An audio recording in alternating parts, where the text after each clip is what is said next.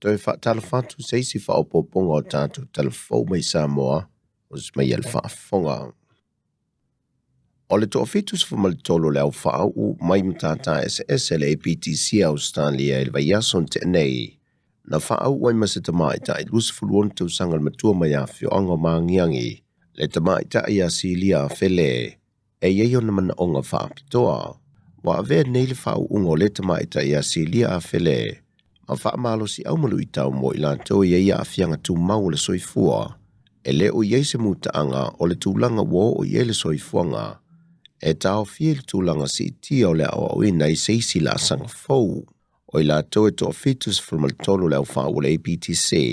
o i lato i aloa o onga i lalo po kalame Australia, e le ngato matata SS, o le vaenga o soifua malo loina, le vaenga o saonga le mo palama malele. E le tise maisi matata, peitai o si lia o se whaia onga o lo onga lue loto tau mawhai, na amatamai le lua fesa fuma le valu,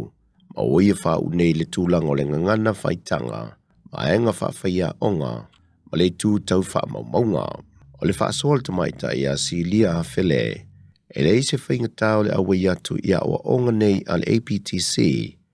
o lo te le se whesoa soani mo i lātou, e iei mana onga tū mau le soifwanga. Ua whailo meilo fisa silo le pūlenga o le mtanga luengo bisinisi a la manuia maleipa, le tō whaapulotu Lyndon Julin, wa na o le tō limas fultanga ta fau i o mawhauna moa avanoa, e malanga tueni usila mo ngā luenga whaavai teimi. O le tō lima se fulu lea wa wha ailoa mai, o i lātou i e fau umai le i malanga mua, e tō iwa se fulu maleono le au whai o le au malanga atoa, e au fie ma le tō lima se fulu fau le whato a malanga, le iwa se fulu i lātou e ngā lulue piki whato anga, au le isi tō ono e mō ngā luenga tau whasimanu. Le mai alfontanga le kāpeneta le vaiaso tenei, na fonga i nei le fionga le sui pāle mia sunga tuala te vanga Josefo Bonifacio, le au te lengo te oto ile mata au po mō ngā luenga whaavai teimi Australia mani usila, e pei o na whaatula funuina le kāpeneta, o le ana o le tasi le whainga malanga le masina, e mō i lātou e maua avano e malanga i ngā luenga whaavai teimi atunu ui e lua. O le fuafanga o wha i loa foilo fisa sili,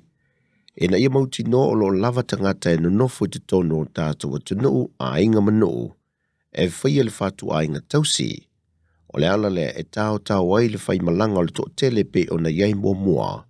e so ona o ia tunu i whafo mo ia avano whainga luenga.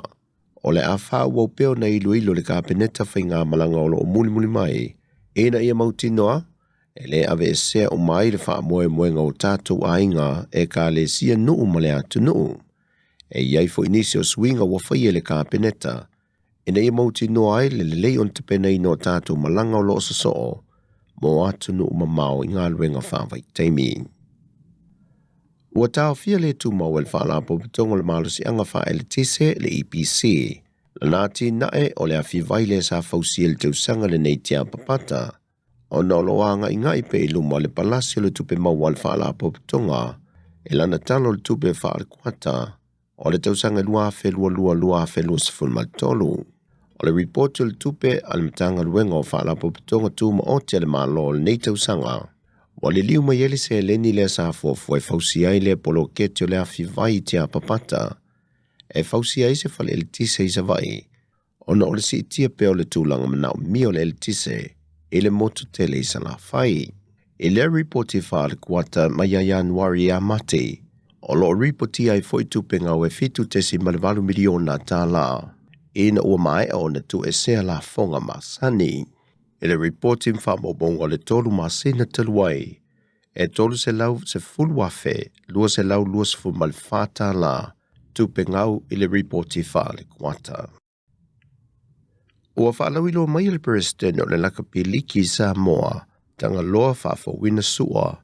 le awa le toa Samoa wa whiwhilia mo le tāmanisanga li po le langi. Anthony Milford plays for Newcastle Knight. Braden Hamlin Willie,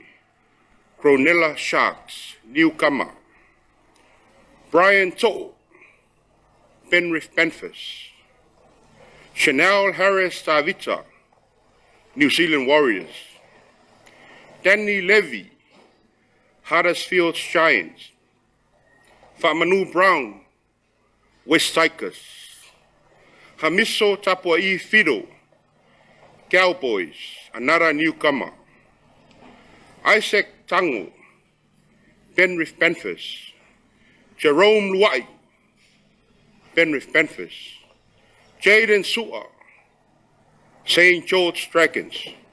Joseph Sua'ali'i, Sydney Roosters, tasi foi leo sui fou tono tatou au. Joshua Aloiai, Manly Sea Eagles, Josh Papali'i, Canberra Raiders,